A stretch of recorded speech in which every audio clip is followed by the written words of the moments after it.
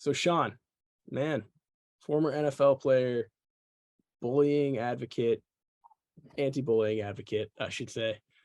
um, but you talk a lot about mental health and your journey, um, you know, coping with depression, and you've done a lot of work in this space. But do you have any tips for kids, or tips that we as community leaders can do to help our kids? Yeah, one, I think a lot of my, you know, drama and my depression was based off the experiences I had as a child. And I think young people, the things that you're going through right now could, you know, form who you become as an adult. But the beauty of it is that when we change our environment, we have the ability to change the way that we think.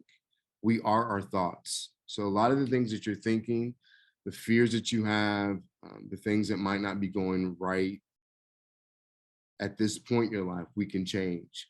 So what I always tell young people is go out and meet different people, change your environment, change the people that you're hanging out with, and you can always go back to those people. But I think a lot of it's being able to get out of your own way.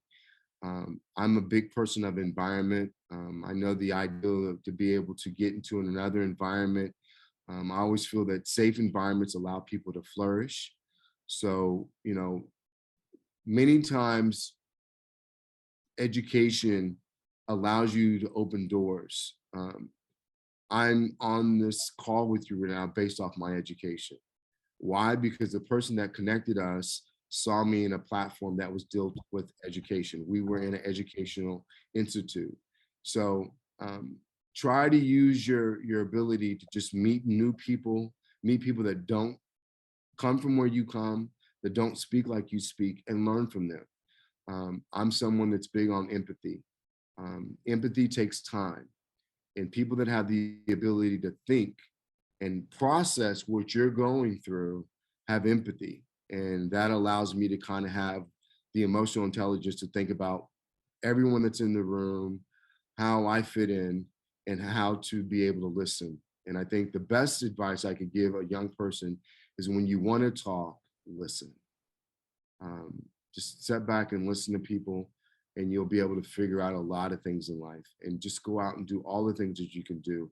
And don't worry about failing. Successful people are just people that didn't stop, they just kept going. When you stop, that's when it's over. And you have to realize that there's a long life ahead of you, and a lot of depression and a lot of the things that you might experience already in your life is based around you being able to move forward and know that tomorrow will be better. You just have to have the ability to realize that if you change your environment and the mindset that you put behind and get around people that are positive, get around people that are lifting you up. And I think that really has a lot to do with some of the things I've dealt with on a personal level. I struggle with depression. I know that I will die with knowing that I am someone that deals with depression. I manage it. And a lot of that's based off anxiety. For instance, I know that right before we got on this call, I needed to do some research and I panicked a little bit. So what I said is like, don't panic. I wrote down your name and I wrote down what I was going to do, and we got on the call. And so I'm going to get back to that, but I'm not going to allow that to mess up my ability to be able to speak freely and process all the things that you're sharing with me. So I'm a good listener, and I think a lot of it is just based off your mental awareness. So self-respect, mental awareness, and just go out there and meet new people and try to live a good life.